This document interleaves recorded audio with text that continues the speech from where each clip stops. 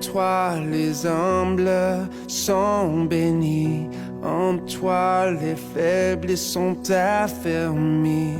Les cœurs brisés, tu rétablis, donnant la vie. Cet amour qui peut libérer, cet amour qui peut restaurer, nous appelle par notre nom.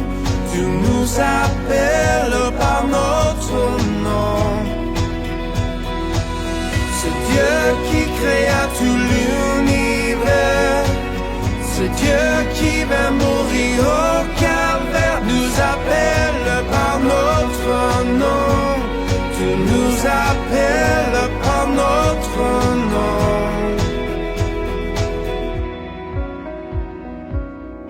À ceux qui doutent de la foi, aux chancelants, tu tends les bras, tu les appelles de ta voix.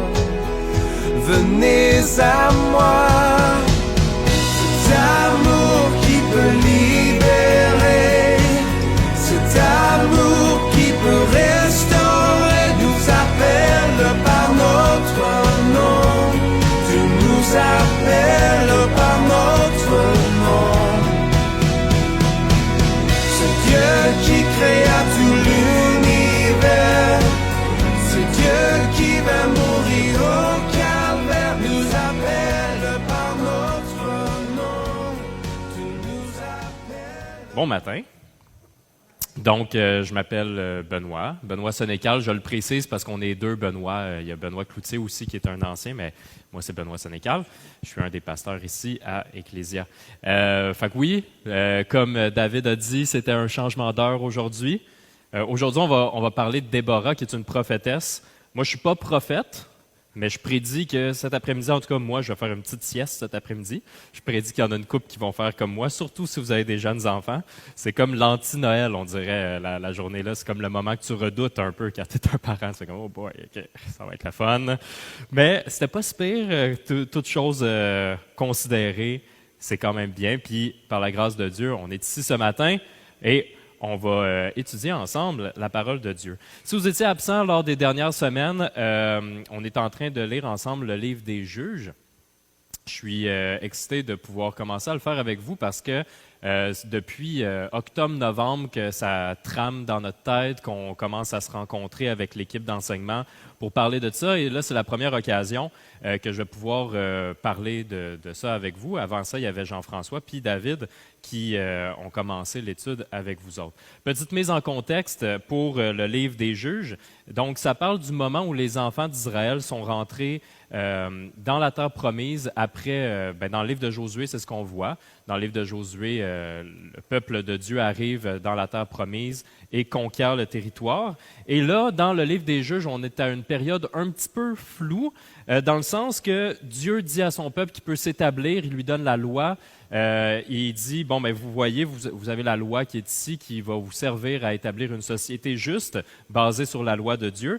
Et, il n'y a pas vraiment une structure gouvernementale claire ou quoi que ce soit. Ils sont comme là, puis c'est comme, ben, maintenant, régnez sur le peuple et faites-moi confiance. Donc, Dieu représente l'autorité suprême du peuple, comme il représente encore notre autorité pour nous, mais on peut comprendre qu'à ce moment-là, c'était vraiment la figure d'autorité. Il n'y avait pas de roi qui avait été donné encore à ce moment. Et c'est ça. Donc, le peuple doit obéir à la loi qui est décrétée par Dieu et suivre Dieu par la foi. Par contre, on voit que même si Dieu, sa loi est super bonne, puis il a le désir que son peuple ait une vie vraiment abondante en le suivant, le réflexe naturel des hommes et des femmes, c'était de trouver autre chose que Dieu pour pouvoir assouvir leurs besoins d'une vie abondante. Souvent, ce qu'on va voir, c'est que le peuple de Dieu va se détourner de Dieu pour chercher d'autres idoles. Des idoles, c'est des choses qui peuvent nous aider à obtenir de la sécurité ou notre identité. Si vous connaissez les 10 commandements, si vous êtes un peu familier avec, il y a un des commandements qui dit « Ne te fais pas d'idole ». Je me rappelle que quand j'étais jeune, je trouvais que c'était comme celui comme « check ». Moi, dans ma tête, je me disais « OK, ça, c'est facile, celui-là ». Parce que dans ma conception d'une idole, c'était très spécifique. Par exemple, j'avais tout le temps l'image du veau d'or. Là, je me disais, bon, ben là, OK, j'ai pas de veau d'or dans ma chambre, j'en ai pas construit. Moi, mon Dieu, c'est Dieu. Puis, fait que j'ai pas d'idole, j'ai pas de statue en quelque part qui représente d'autres dieux. C'est vrai qu'à cette époque, les idoles étaient souvent des idoles qui étaient littérales. Donc, dans le fond, il y avait beaucoup d'autres peuples autour qui avaient différents dieux. Par exemple, s'ils pouvaient avoir des récoltes, ben des fois, ce qu'on voyait dans le peuple d'Israël, c'est que peut-être que le peuple d'Israël allait louer Dieu, mais en même temps qu'il y avait des problèmes avec les récoltes, ben il allait dire, dans le peuple à côté, eux, ils ont comme un dieu des terres, puis un dieu agricole, fait que je vais avoir une petite statue de lui aussi au cas où. Des choses comme ça. Donc, c'est des idoles qui étaient plus littérales. Mais il ne faudrait pas penser que la notion d'idolâtrie qui est rendue obsolète puis qu'elle n'est plus actuelle. En réalité, des idoles, quand je vous disais tout à l'heure que c'est des choses dans lesquelles on peut bâtir notre identité autre que Dieu. Des idoles, ça peut être des bonnes choses à la base, mais qui commencent à prendre beaucoup trop d'ampleur. On en parle souvent, des fois, dans le cadre des dimanches d'exemples d'idoles. Si ce n'est pas la première fois que vous êtes ici le dimanche, peut-être que vous en avez déjà entendu parler. Mais des exemples, ça pourrait être par exemple le travail. On est dans une société qui est très, comme il faut tout le temps travailler, même tu sais, il y a 10 ans, je vais dire 10 ans, peut-être un peu plus que ça, le dimanche, on ne pouvait pas aller acheter des choses à l'épicerie, c'était fermé. Maintenant, tout roule. Je me rappelle qu'il n'y a pas longtemps, il y a peut-être 3-4 ans, il y avait un groupe de jeunesse qui venait des États-Unis qui était venu, puis là, on était là un samedi, je pense. Puis il était 4 heures, il était chez nous, on les accueillait parce qu'ils venaient d'arriver. Puis là, ils nous avaient dit, là, on va aller au Walmart, on aimerait ça aller au Walmart, on va acheter des choses pour demain. Puis là, on disait, il est 4 heures, tu sais, nous, les choses, le samedi, il y a beaucoup de choses qui ferment à 5 heures, il faudrait vérifier. Puis il était comment ça? C'était habitué avec beaucoup de commerces, surtout aux États-Unis, qui roulent 24 heures sur 24, 7 jours sur 7. Donc, on peut voir que dans une société, oui, le travail peut prendre beaucoup de place dans nos vies. Ça peut être que, oui, on va louer Dieu, mais on dirait que le travail prend tellement beaucoup de place que souvent, on en arrive à faire des compromis. Et on est malheureux souvent dans ce temps-là. On cherche notre identité dans le travail, mais on se retrouve brûlé. Puis, des fois, on ne sait pas trop pourquoi. Mais en réalité, c'est parce que c'est d'essayer de combler un vide avec quelque chose qui ne peut pas combler le vide. Un autre exemple, ça pourrait être la famille. Au Québec, puis dans beaucoup de nations puis de pays, c'est important la famille, mais on dirait qu'au Québec, il y a quelque chose d'encore plus, je sais pas, là, je trouve qu'il y a quelque chose de très valeureux à la famille, puis qu'on est comme la famille, c'est important, c'est ça notre valeur principale. Et c'est vrai que c'est vraiment une belle chose, un beau cadeau que Dieu nous a donné, la famille. Par contre, il y a tout le temps le danger de mettre la famille comme étant la chose principale, la première chose dans laquelle on fonde notre identité. Les enfants aussi, entre autres. Imaginez, quand on dit de mettre une idole, si c'est les enfants qu'on met comme idole, c'est l'équivalent de mettre tellement de pression puis de poids sur eux parce que c'est à travers nos enfants qu'on trouve le bonheur, que ça peut être très écrasant aussi pour un enfant de voir tout le poids qui peut être mis sur la personne dans des situations comme ça. Fait que bref, c'est juste pour vous dire que quand on va parler d'idolâtrie, parce que dans le livre des Juges, on en parle régulièrement, je voudrais pas qu'on pense que c'est comme « Ah, OK, c'est plus actuel pour nous ». Au contraire, c'est encore très actuel, les notions d'idole, pour tous et chacun. Ce qu'on peut voir aussi dans le livre des Juges, c'est un pattern, un cycle qui est évident. Vous allez voir, ça arrive même des fois au point que, c'est pas qu'on est tanné, mais ça devient tellement prévisible. Si vous lisez comme l'Ancien Testament, où vous allez voir qu'il y a beaucoup d'endroits dans la Bible que c'est prévisible.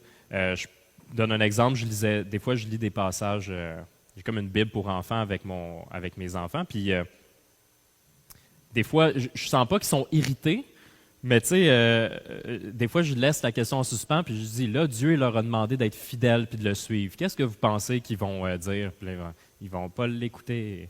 Puis là, on dit, c'est comme récurrent, ils vont pas l'écouter. Puis là, c'est ça. Fait que c'est ça le message souvent qu'on peut voir, c'est que le cycle qu'on va voir régulièrement, c'est que le peuple d'Israël suit Dieu. À un point, il commence à se détourner de Dieu, et quand il se détourne de Dieu, arrive souvent une oppression de la part d'un pays ennemi, d'une nation ennemie, jusqu'à ce que le peuple se mette à genoux, implore Dieu, et Dieu, dans sa souveraineté, leur donne un juge. D'où le titre du livre des Juges. Quand on parle de juge, on ne parle pas de magistrat, on ne parle pas de l'image de la perruque blanche avec le marteau, mais plutôt d'un juge comme un chef, dans le fond, qui va être utilisé pour libérer le peuple, pour vaincre les peuples oppresseurs pour un temps, jusqu'à temps que souvent, des fois, le peuple oublie ou, c'est ça, il recommence à se tourner vers des idoles, l'oppression recommence, le peuple tombe à genoux, implore Dieu, un autre juge est amené. C'est ce qu'on voit beaucoup comme pattern dans le livre des Juges. L'autre chose aussi à réaliser avant qu'on commence à lire notre passage ce matin, qui est important à voir dans le livre des Juges, c'est que les juges qui sont donnés, les chefs, servent aussi de panneaux indicateurs vers le juge ultime, le juge suprême, vers Jésus-Christ. Jésus-Christ qui est le véritable libérateur, qui est celui qui va vaincre complètement l'ennemi ultime, notre propre péché. Donc aujourd'hui, on va lire ensemble l'histoire de Déborah et de Barak. Et ce qu'on va voir, c'est qu'on va voir que parfois la libération du peuple peut provenir de circonstances qui sont vraiment inattendues, vraiment très imprévisibles. Vous avez peut-être déjà entendu le mot Dieu agit de façon mystérieuse. Peut-être que vous l'avez plus entendu en anglais, God works in mysterious ways ou God moves in mysterious ways. J'avais cette phrase qui me revenait souvent en tête lorsque je préparais le message. Puis je me suis dit, je vais aller voir c'est quel verset ça. Mais ce n'est pas un verset. Si vous le cherchez dans votre Bible, ça n'existe pas comme verset tel quel. C'est une phrase dans un hymne anglais qui a été composé par, je l'ai googlé, là, je ne savais pas ça, par William Cowper ou Cowper en 1773. Et l'expression est probablement restée dans notre culture parce que ça représente quelque chose qui est en fait une vérité biblique. Donc, c'est vrai que souvent Dieu fonctionne de façon mystérieuse puis qu'on ne comprend pas nécessairement. Je pense qu'un verset qui s'y rapproche, c'est dans Romains 11, 33, je vous le lis. Dans Romains 11, 33, on peut lire « Quelle profondeur ont la richesse, la sagesse et la connaissance de Dieu, que ses jugements sont insondables et ses voies impénétrables. » Donc, on va lire ensemble l'histoire de Déborah et Barak pour constater qu'effectivement, Dieu est capable d'exercer sa justice parfaite de façon parfois difficilement compréhensible pour nous, de façon mystérieuse, de façon étonnante. On va prier juste avant de commencer. Merci Seigneur, c'est une grande joie de pouvoir ouvrir ta parole ce matin, de pouvoir voir l'histoire que tu nous as laissée de Déborah et de Barak, de pouvoir constater que dans toutes les situations, tu es à l'œuvre, que parfois on ne sait pas exactement de quelle façon tu es à l'œuvre, mais que tu es au contrôle, que tu es au-dessus de toute autorité, et que même quand on pense qu'il n'y a pas de contrôle, qu'on est un peu perdu, que tu es là, que tu es fidèle, et qu'on peut se tourner vers toi. Merci Seigneur d'ouvrir nos cœurs, de nous préparer aussi nos esprits pour accueillir ta parole. Au nom de ton Fils Jésus. Amen. Donc, moi, j'ai triché un petit peu. Là, j'ai ma Bible ici, mais c'est David, en fait, qui l'a apportée parce que vous ne me verrez pas l'ouvrir régulièrement parce que j'ai écrit les versets directement dans mon texte. Okay? Mais ça va être important si vous n'avez pas de Bible. Vous pouvez lever la main. On en a des Bibles comme ça qu'on peut vous prêter et vous donner si vous n'en avez pas non plus à la maison. C'est notre cadeau pour vous. On va aller dans Juge 4. Donc, Juge 4, c'est là qu'on était la semaine dernière avec Jean-François. On avait lu Juge 4. Aujourd'hui, on va se promener, on va faire surtout Juge 4, mais on va parler un peu de Juge 5. Vous allez voir pour quelles raisons, parce qu'ils sont très reliés, ces deux chapitres-là. Donc, on est à Juge 4. On va commencer au verset 1. Alors, Juge 4, verset 1. On va aller de 1 à 3, puis on va faire une petite pause pour analyser ce qu'on a lu. Les Israélites firent encore ce qui déplaît à l'Éternel après la mort d'Éhud. L'Éternel les vendit alors à Jabin, le roi de Canaan, qui régnait à Hatsor. Le chef de son armée était Sisera et habitait à Haroshet-Goyim. Les Israélites crièrent à l'Éternel, car Jabin avait 900 chars de fer et les opprimait avec violence depuis 20 ans. Donc, premièrement, au début, quand on dit les Israélites firent encore ce qui déplaît à l'Éternel après la mort d'Éhud.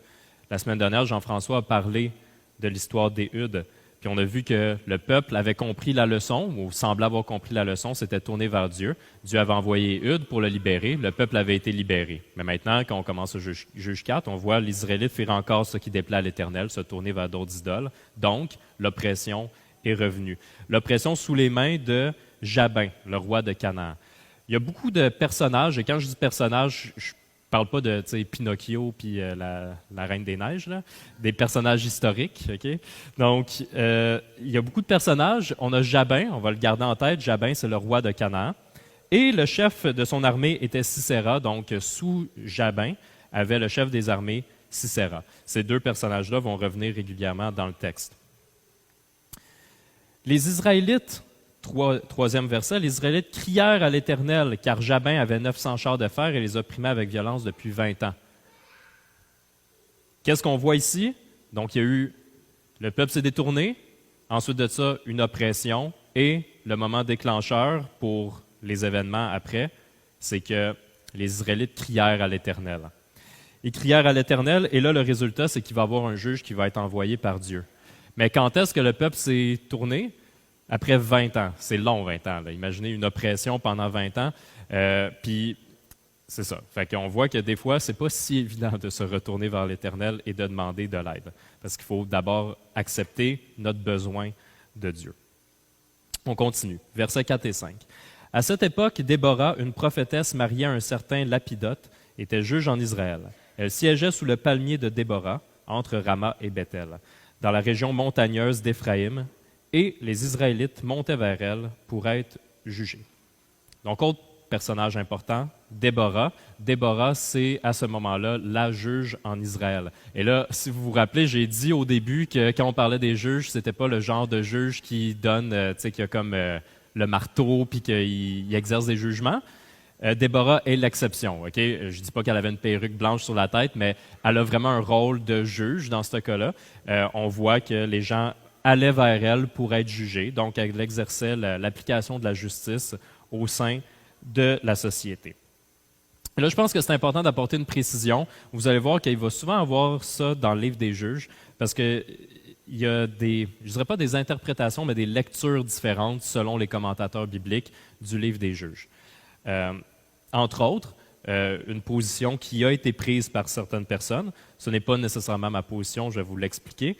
Mais le fait que Déborah soit juge peut mener à une certaine interprétation.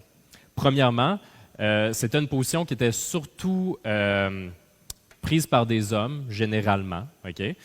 Donc, certaines personnes y ont vu quelque chose de négatif parce que habituellement, c'était plus des hommes qui étaient juges et dans cette occasion-là, ce ne l'était pas. L'autre chose aussi, c'est que y en a qui voient là aussi un manque de leadership en voulant dire, bon, ben là, il n'y avait aucun homme qui était capable de le prendre, fait que c'est une femme par dépit qui l'a eu. Je pense que les choses qu'on peut assumer réellement, les choses qu'on peut dire, c'est que oui, c'est vrai que la position de juge était moins souvent occupée par une femme, c'est un fait. Et l'autre chose, oui, il y avait un manque de leadership au sein du peuple d'Israël dans le livre des juges. C'est assez flagrant qu'il y a un manque de leadership dans ce livre-là.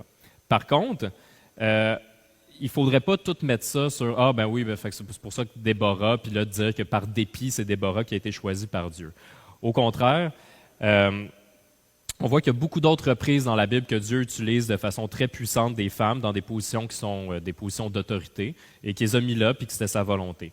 On peut penser à l'exemple de la reine Esther, par contre. Puis ici, on voit qu'on ne voudrait pas diminuer le rôle de Déborah qu'elle a dans la réalisation du plan de Dieu. Ce n'est pas par dépit que Dieu l'a mis là.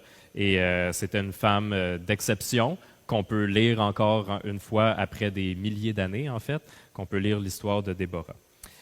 Vous allez voir que c'est important de clarifier ce point-là parce que, surtout dans la lecture aujourd'hui, on va beaucoup parler de dynamique entre hommes et femmes. D'ailleurs, juste dans ce que Déborah va dire à Barak, des fois, ça fait un petit peu réagir parce qu'on se pose la question, OK, qu'est-ce qu'il y en est de la dynamique homme-femme? C'est quoi qui était culturel de l'époque versus qu'est-ce qui peut être retranscrit à notre temps aujourd'hui? Fait que juste garder ça en tête. Personnellement, j'adopte plus une position que ce n'était pas une chose négative, que Déborah était dans une position d'autorité. Je ne crois pas non plus que la Bible enseigne ça. On continue, on est au verset 6 à 10. Déborah fit appeler Barak, fils d'Abinoam, originaire de Kédesh-Nephtali. Et elle lui dit, « L'Éternel, le Dieu d'Israël, t'a donné l'ordre suivant. » Donc, comme prophétesse, parce que Déborah est prophète, a dit la volonté de Dieu à Barak. Elle lui dit ceci: « Vas-y, prends la direction du mont Tabor en amenant 10 000 hommes des tribus de Nephtali et de Zabulon. » C'est 2 des 12 tribus d'Israël. « J'attirerai vers toi au torrent du Kison Sisera, le chef de l'armée de Jabin, avec ses chars et ses troupes, et je te le livrerai entre tes mains. » Barak dit à Déborah: « Si tu viens avec moi, je partirai. Mais si tu ne viens pas avec moi, je ne partirai pas. »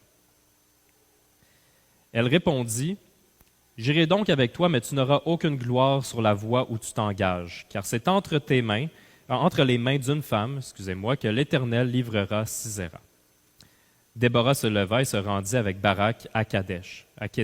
Barak convoqua les tribus de Zabulon et Nephtali à Kedesh. 10 000 hommes marchèrent à sa suite, et Déborah partit avec lui. Donc, on rajoute une autre personne dans notre histoire, Barak. Donc, on a Déborah et Barak qui sont avec le peuple d'Israël. Et là, maintenant, la question, c'est comment on peut percevoir l'attitude de Barak face au commandement de Dieu et la réponse de Déborah. Ce que Déborah reproche à Barak, c'est son manque de foi envers la promesse de Dieu. Puis ici, le but, c'est pas d'excuser Barak, mais on va comme contextualiser ça aussi un petit peu. Okay? Vous vous rappelez, au début, on voyait que Dieu, qu'en fait, l'armée de Sisera, il y avait 900 chars de fer. Okay? Là, maintenant, quand on parle de 900 chars de fer, on est comme, OK, il y a 900 chars de fer. Nous, on a des tanks. Là, fait que 900 chars de fer, ça n'a pas l'air d'être super menaçant. Mais il faut comprendre que c'était une technologie que le peuple de Canaan avait, les chars de fer, que le peuple d'Israël n'avait pas. Donc, quand on dit que oui, il part avec 10 000 hommes, mais c'est 10 000 hommes contre des chars de fer, les 10 000 hommes, ils n'ont pas des chars de fer. C'est un peu l'équivalent de si vous alliez à la guerre avec des bâtons ou des épées, puis que de l'autre côté, ils ont des mitraillettes. Okay? Fait qu'il y a quand même un aspect ici que Barak, il était comme pas certain parce que ça allait être difficile. Okay? Fait que oui, il y avait un manque de foi, mais ce qu'il a demandé, c'est qu'il a demandé à Déborah d'aller avec lui. Il n'a pas demandé à Déborah d'aller avec lui pour ses talents de guerrière. Hein? Il n'a pas dit comment Déborah va venir, elle va prendre son épée parce que Déborah, c'est une guerrière exceptionnelle. À cette époque, surtout dans la conquête de la terre promise, il y avait souvent le prophète qui allait avec les armées pour montrer le support de l'Éternel, puis que l'Éternel combattait à leur côté. Des fois, on voyait aussi qu'ils se promenaient avec l'Arche de l'Alliance qui contenait la loi, et c'était un moyen de dire « l'Éternel est avec nous sur le champ de bataille ». Donc, de ce côté-là, c'est probablement pour ça aussi qu'il a demandé à Déborah de l'accompagner. Maintenant, c'est vrai que ça lui est reproché, donc, dans le fond, ce que Dieu voulait probablement montrer, c'est tu n'as pas besoin de Déborah avec toi, tu n'as pas besoin de l'Arche de l'Alliance, je suis avec toi, tu peux me faire confiance. Et oui, c'est contre des circonstances qui sont qui sont très, très difficiles, contre 900 chars de guerre, mais dans la victoire, dans des victoires comme dans des circonstances qui sont vraiment comme imprévues comme ça démontre la gloire de l'Éternel. Donc bref, Dieu voulait que Barak lui fasse confiance. Peut-être que vous dites, mais pourquoi? Puis vous allez voir dans Juge, il y a comme deux façons un peu des fois de lire Juge. Moi, je me rappelle qu'on peut lire Juge en disant c'est toutes des tout croches, puis Dieu il les a vraiment bien utilisés. Puis c'est vrai, c'est des pécheurs pareils comme vous et moi. Mais je veux juste vous lire aussi un passage du Nouveau Testament. En fait, c'est dans Hébreux 11, 32 à 34. Puis dans Hébreux 11, 32 à 34, Hébreux, c'est dans le Nouveau Testament, ça a été écrit beaucoup après le livre des Juges, beaucoup de temps après. Et un des concepts, un des principes, c'est que la Bible interprète la Bible. Fait que des fois, quand on n'est comme pas certain de certaines choses, on peut lire d'autres passages dans la Bible puis dire « Ah, ça me donne une perspective peut-être un petit peu plus tridimensionnelle de l'événement. » Quand on lit l'Ancien Testament, on a le bénéfice puis le privilège de pouvoir le lire aussi à la lumière du Nouveau Testament. Puis quand on lit le Nouveau Testament, on peut aussi le lire comme une réalisation des choses qui étaient promises dans l'Ancien Testament. Je vais juste vous lire ce passage dans Hébreux 11, 32 à 34, qui fait référence à beaucoup de gens, justement, des héros de la foi, qu'on pourrait dire, dans le livre des Juges. Ça va comme suit. « Et que dirais-je encore? Le temps me manquerait en effet pour parler de Gédéon, de Barak, de Samson, qu'on va voir bientôt, de Jephthé, de David, de Samuel et des prophètes. Par la foi, ils ont vaincu des royaumes, exercé la justice, obtenu la réalisation de promesses, fermé la gueule de lion, éteint la puissance du feu, échappé aux tranchants de l'épée, repris des forces après une maladie. Ils ont été vaillants à la guerre, mis en fuite des armées étrangères. L'approximatif du temps qui est écoulé entre Barak, que le livre des Juges a été écrit on imagine, en 1004 avant Jésus-Christ, et la lettre aux Hébreux entre 67 et 69 après Jésus-Christ. Ça veut dire qu'entre le moment où Barak a vécu et le moment où, dans la lettre des Hébreux, l'auteur nous parle de Barak, il y a environ 1070 ans qui sont passés. Si on se met en contexte, nous, si on recule de 1070 ans, on arrive à l'époque médiévale. Ça fait un petit bout. Hein? Je ne sais pas pour vous, mais si vous essayez de vous réfléchir, dans combien de temps les gens sur la planète Terre ne se souviendront plus de moi, je pourrais estimer, moi, probablement, que peut-être que dans 100 ans, pas sûr qu'il y a grand monde qui va se rappeler de moi. Et ce n'est pas une mauvaise chose, je ne veux pas que vous soyez déprimés en sachant ça, parce que Dieu se souvient de vous. Dieu vous connaît avant même la création du monde. Dieu nous aime et nous connaît. Mais oui, probablement que dans 100 ans, sur la Terre, il n'y a pas nécessairement des gens qui vont se rappeler de vous et lire vos prouesses que vous avez faites dans votre vie. Et c'est correct. Mais ici, quand on lit, entre autres, Barak, je pense que ça fait juste mettre les choses en perspective pour ne pas trop le juger sévèrement. Parce que quand on juge sévèrement, on peut dire « Ah, c'est vrai, regarde comme il a manqué de foi ». Mais je pense que souvent, on devrait plus dire « Ah, moi, est-ce que j'aurais manqué de foi aussi dans cette situation-là? » Donc, pas juste dire à quel point il était tout croche, mais qu'aussi on est tout croche, puis qu'on a besoin de Dieu. Nous, on ne peut pas être comparé directement aux héros de la foi qu'on lit dans la Bible. En fait, on est plus similaire au peuple, qu'on ne connaît pas leur nom, le peuple d'Israël qui était là, qui était présent à ce moment-là, puis que Dieu aimait vraiment beaucoup, mais qu'il n'a pas utilisé d'une façon aussi forte qu'utilisent Déborah et Barak. C'est ça. Donc, on continue avec la réponse de Déborah maintenant. Donc, Déborah a dit à Barak qu'il n'y aurait aucune gloire parce que Sisera sera livré dans les mains d'une femme. Fait que oui, il faut reconnaître que culturellement, c'était à cette époque aussi une figure de honte pour un homme militaire de se faire battre par une femme au combat. On peut le voir même dans le livre des Juges, dans un autre passage. C'est dans le chapitre 9. Là-dedans, on lit l'histoire d'Abimélec. Puis, on ne va pas le lire, je vous le dis, parce que, en tout cas, dans la façon qu'on a préparé les enseignements, le chapitre 9, c'est un des rares qu'on s'est dit, celui-là, on ne va peut-être pas le voir en détail au complet. Abimélec, ce n'est pas un juge, c'est plus un anti-juge. C'est quelqu'un qui sort du peuple d'Israël, mais qui n'est vraiment pas un libérateur. Au contraire, qui va usurper le pouvoir, que Dieu ne lui a pas donné le pouvoir, et qui va venir régner par la violence pendant un temps. Et dans l'histoire d'Abimélec, ce qu'on voit, c'est qu'à un moment donné, il domine tout le temps sur le peuple, puis il opprime son propre peuple. Puis à un moment donné, tous les habitants de la ville qui est en train d'assiéger, ils se ramassent tous dans une tour. Et il y a une femme qui est dans la tour qui va prendre une espèce de morceau d'une meule de moulin. Une meule de moulin, c'est comme une grosse roue, comme en pierre, qui était utilisée pour casser le grain. Fait qu'elle prend un morceau de ça, puis là, pendant qu'Abimélec essaie de rentrer dans la tour, elle lance le morceau. Abimélec reçoit le morceau sur sa tête, puis ça lui... Je ne sais pas qu'est-ce que ça fait à son crâne, mais bref, il ne meurt pas sur le coup, mais genre, il va mourir. Okay? Il est encore capable de parler, sauf que c'est comme, oh boy, tu ne te remettras pas de ça. Okay? Et je vous lis, c'est quoi qu'Abimélec va dire dans cette situation-là en voyant qu'une femme l'a gravement blessé à la tête. Ça, c'est dans le chapitre 9, le verset 54. Aussitôt Abimélec appela le jeune homme qui portait ses armes et lui dit « Dégaine ton épée et donne-moi la mort, sinon on dira de moi, c'est une femme qui l'a tué. » Le jeune homme la transperça et il mourut. Fait qu'Abimélec préférait se donner la mort que d'avoir la honte d'avoir été tué par une femme. Donc oui, il faut dire qu'on parle d'un contexte où c'était une situation de honte. Okay? Donc c'est pour cette raison-là que on peut le lire aussi par rapport à ce que Déborah va dire à Barak.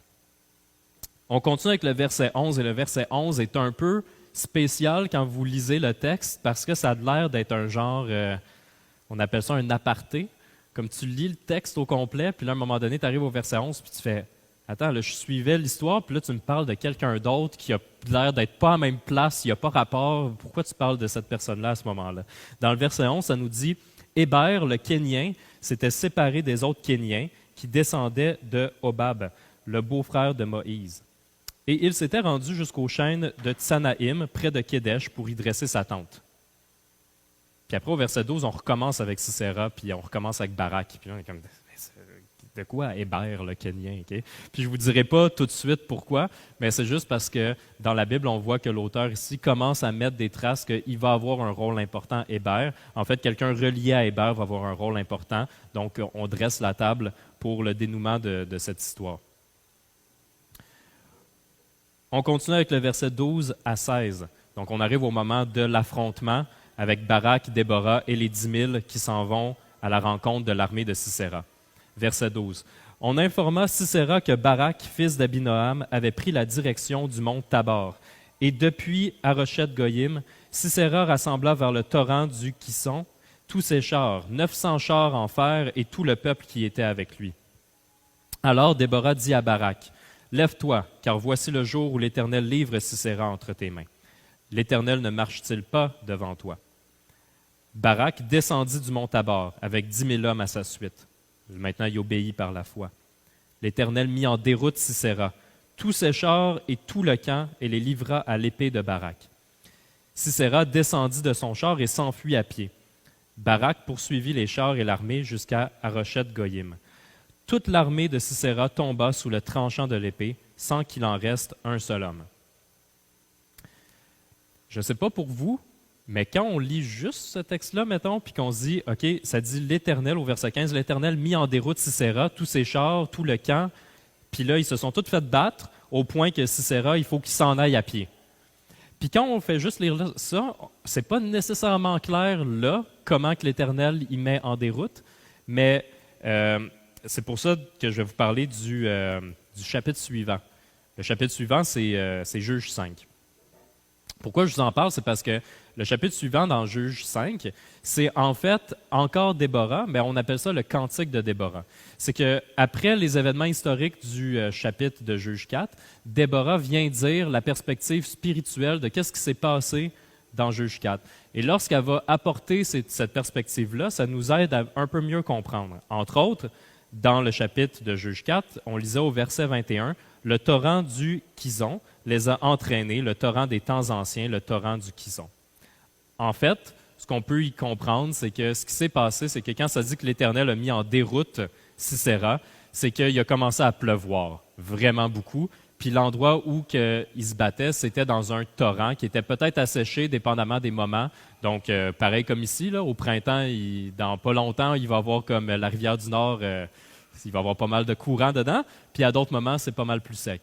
Fait qu'ici, c'était un champ de bataille, mais lorsqu'il commençait à avoir un gros déluge, mais ce qui s'est passé, c'est que les 900 chars de fer étaient pris dans la boue.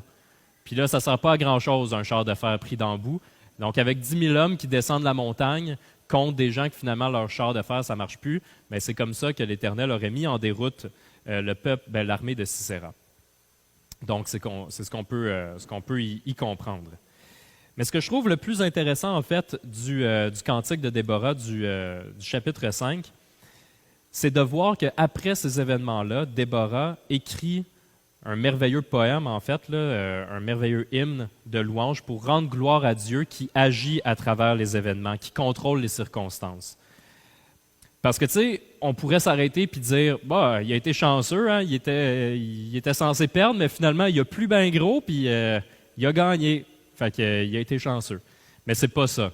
Déborah va venir dire, non, c'est l'Éternel qui a fait pleuvoir. C'est à l'Éternel qu'on doit la victoire. Donc, il est venu prendre des événements qui se sont passés, qui pourraient juste être des événements historiques comme ça, sans nécessairement avoir de deuxième sens, mettons, mais aller les spiritualiser.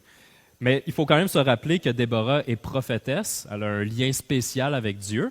Je dirais même de prendre garde parce que vous allez voir, il y a des événements, il y a tout le temps des bouleversements dans notre monde. David, juste avant, il vient de nous parler de l'Ukraine, il vient de nous parler de la Russie, et vous allez entendre des interprétations prophétiques de plein de choses. Et c'est tout le temps important de garder une mise en garde un peu parce que oui, on reconnaît que Dieu est au contrôle de tout. On reconnaît qu'il domine sur toutes les autorités. On reconnaît qu'il n'y a rien qui échappe à son contrôle. Mais lorsqu'on donne une interprétation claire de quand il est arrivé telle affaire à telle bataille, c'est parce que Dieu était là, bien, tout le temps, Il faut faire très attention parce que on ne sait pas vraiment, on ne connaît pas nécessairement les personnes, etc. Et là, on parle d'une personne qui était prophétesse et on parle de l'Écriture, on parle de la Bible directement. Et ce qu'on croit ici, c'est que la Bible, c'est une révélation de Dieu, que c'est la parole de Dieu. Donc, il y a une plus grande autorité que quelqu'un que tu ne connais pas qui va dire, quand il y a eu telle guerre, c'est parce que c'est ça qui s'est passé exactement. Peut-être que c'est vrai, peut-être que c'est pas vrai. Il faut juste rester sur nos gardes et vigilants dans des situations comme ça. Ce qu'on peut se rappeler, c'est que même si des fois on ne comprend pas toutes des circonstances, que Dieu, il ne veut pas qu'on s'égare, il ne veut pas qu'on ne connaisse pas sa volonté. Quand on lit la Bible, on peut voir sa volonté assez clairement. Mais oui, il a décidé de ne pas tout nous révéler. Et oui, des fois, il agit de façon mystérieuse, puis on ne comprend vraiment pas tout le temps. Mais on peut lui faire confiance, parce qu'on sait qu'il est au contrôle. On va continuer avec la suite et la fin de l'histoire, les versets 17 à 24. Donc, Sisera vient de s'enfuir. Il part, l'armée est vaincue au complet, et là, il décide d'aller se réfugier. Il quitte le champ de bataille. Verset 17. Toujours à pied, Sisera se réfugie dans la tente de Jaël, la femme de Héber le Kénien. Ah! C'était ça au verset 11, Héber le Kénien. Quand on l'a vu, ça avait été mis, parce que là, Jaël est dans la tente de Héber le Kénien, qui avait mis sa tente proche du champ de bataille. Donc, c'est pour cette raison-là qu'on avait entendu précédemment parler d'Héber le Kénien. En effet, il avait paix entre Jabin, le roi de Hatsor, et la famille de Héber le Kénien. Donc, ils ont une alliance ensemble. Jaël sortit à la rencontre de Sisera et lui dit, « Entre, mon Seigneur, entre chez moi, n'aie pas peur. » Il entra chez elle, dans la tente, et elle le cacha sous une couverture. Il lui dit, « Donne-moi, je t'en prie, un peu d'eau à boire, car j'ai soif. » Elle ouvrit l'outre du lait, lui donna à boire et le couvrit. Ce qu'on décrit ici, c'est en fait une loi d'hospitalité. C'est même encore présent chez certaines tribus nomades de nos jours, dans des peuples arabes. Quand on vit dans le désert puis qu'il y a un étranger qui arrive, il y a certaines tribus nomades qui disent tu vas donner la loi d'hospitalité. Si la personne est dans le désert puis qu'elle a soif puis qu'elle a faim, tu vas l'accueillir dans ta tente, tu vas la protéger pendant un certain nombre de temps. Donc, c'est ce qu'on voit. Jaël l'invite, elle dit « Je vais te protéger, je vais prendre soin de toi. » C'est la loi d'hospitalité. Verset 20.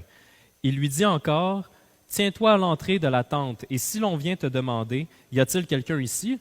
Tu répondras, non. » Jaël, la femme de Héber, s'empara d'un pieu de la tente, prit un marteau, s'approcha de lui doucement, et là, si vous avez des jeunes enfants, ça c'est la partie qui est comme un petit peu plus... c'est un petit peu plus violent, et elle lui enfonça le pieu dans la tempe, ici. Et le pieu pénétra jusqu'en terre. Il était habitué de setter les tentes, Jaël avait de la force.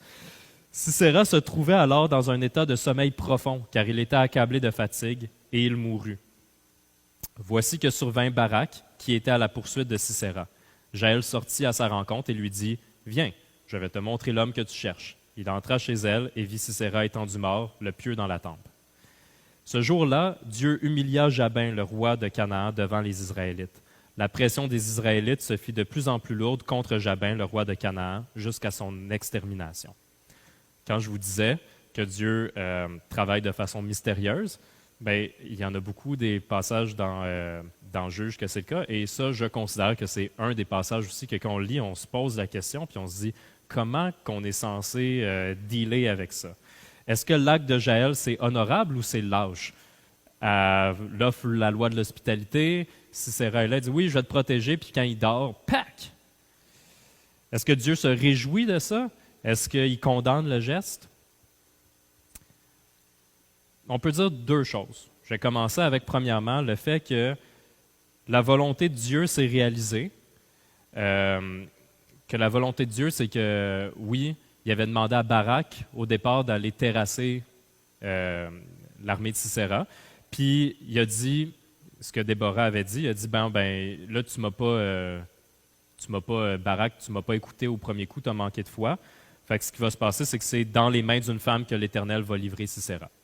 Et quand l'Éternel dit quelque chose, ça se réalise, et c'est ce qui s'est réalisé. C'était entre les mains de Jaël qu'a été livré Sisera. Et à la fin de Juge 5, on lit qu'après ça, le pays fut en repos pendant 40 ans suite à cette libération. Donc, bref, oui, le jugement divin a été fait, le peuple a été terrassé, l'ennemi qui était là a été terrassé, et pendant 40 ans, il y a eu une libération jusqu'au prochain moment, jusqu'à l'histoire de Gédéon qu'on va voir avec David la semaine prochaine. Ça, c'est ce qu'on pourrait dire. Oui, Dieu accomplit son jugement. Maintenant, qu'est-ce qu'il en est de Jaël? C'était quoi les motivations? Est-ce qu'elle faisait ça pour Dieu? Il n'y a rien vraiment qui nous démontre dans le texte que c'était pour Dieu qu'elle faisait. Probablement plus par opportunisme. Elle avait une alliance avec Jabin. Elle s'est rendue compte que l'armée avait été terrassée. Fait que dans ce temps-là, quand tu es comme « Oh boy, je suis pas sûr que j'ai pris le bon bord », fait que finalement, je vais aller du côté des vainqueurs, je vais faire ça, puis après je vais dire « Voilà, j'ai battu le chef des armées ennemies, puis là maintenant, je suis de votre côté ». Fait qu'on peut dire que quand on lit le texte, moi je ne suis pas Dieu, je ne peux pas le lire dans le cœur de Jaël ou quoi que ce soit, mais probablement que ses motifs n'étaient pas les meilleurs motifs ou les motifs les plus honorables. Mais en même temps, on ne peut pas non plus dire que Jaël était juste une marionnette contrôlée par Dieu puis qu'elle n'avait pas le contrôle de ce qu'elle faisait. Elle avait la responsabilité de ses actes et c'est ce qu'elle voulait. Donc elle a vu une opportunité, elle a décidé de prendre l'opportunité et c'est ce qui s'est passé. Et ce qui est compliqué à réaliser pour nous, c'est vraiment compliqué, c'est que la volonté de Dieu puis le libre arbitre de chacun ne sont pas nécessairement comme contradictoires. Jamais, à aucun endroit dans la Bible, ça dit que quelqu'un a fait quelque chose contrôlé par Dieu puis qu'il n'est pas responsable de ses actes. Il faut comprendre que Dieu est au contrôle, mais nous sommes aussi responsables de ce que nous faisons et Jaël était responsable de ce qu'elle faisait. Par rapport au jugement de Jaël, comme j'ai dit, ça serait de devenir Dieu en voulant savoir qu'est-ce qui s'est passé, puis qu'est-ce qu'il y avait dans son cœur, puis comment elle a été jugée, je ne le sais pas. Mais ça n'a pas l'air d'être nécessairement honorable ce qu'elle avait fait à ce moment-là.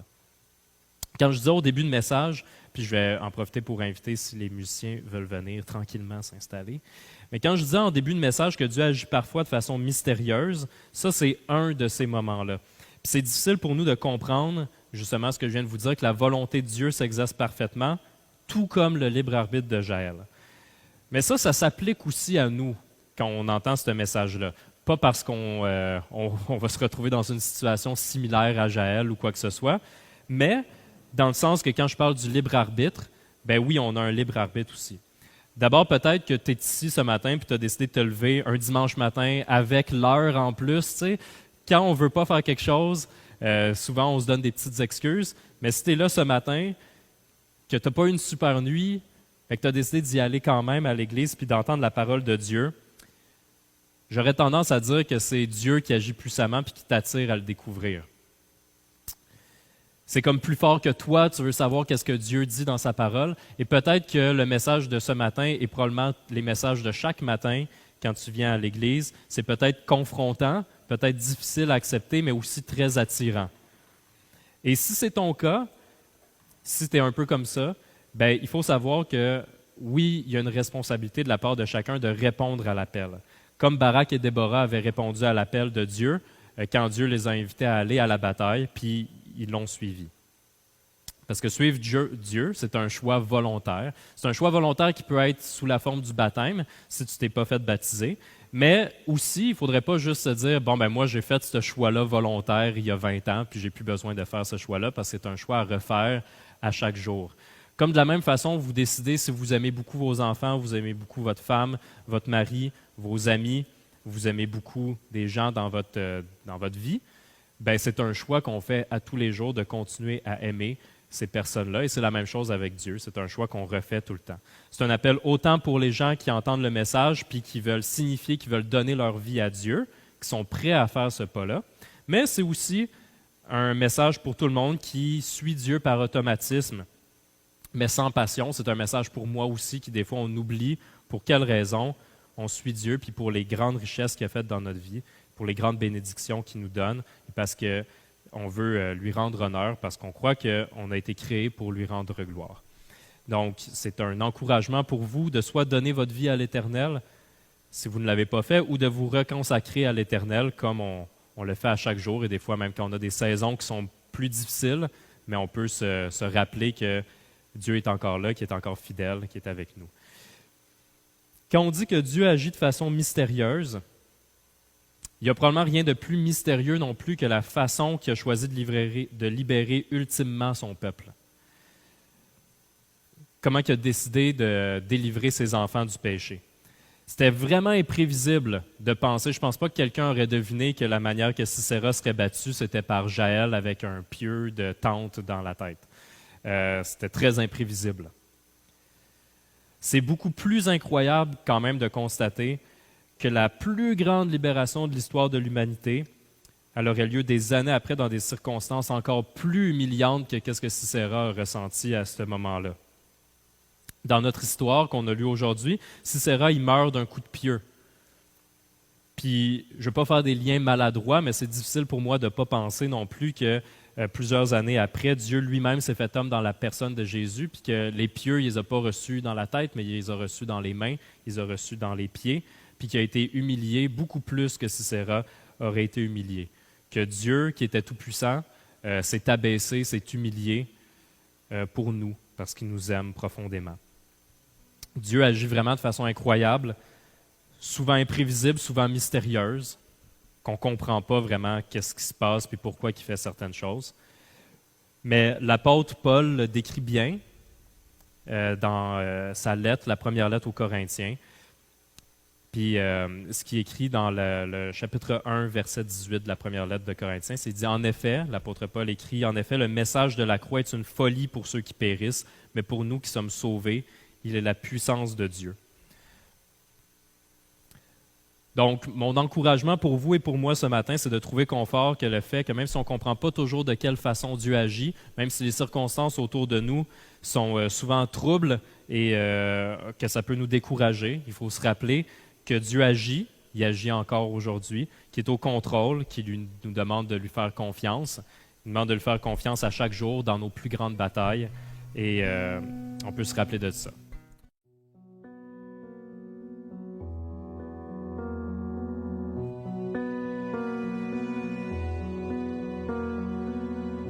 En toi les humbles sont bénis, en toi les faibles sont affermis, les cœurs brisés tu rétablis, donnant la vie. Cet amour qui peut libérer, cet amour qui peut restaurer, nous appelle par notre nom. Tu nous appelles par notre nom. C'est Dieu qui créa tout l'univers, c'est Dieu qui va mourir au calvaire, nous appelle par notre nom. Tu nous appelles par notre nom.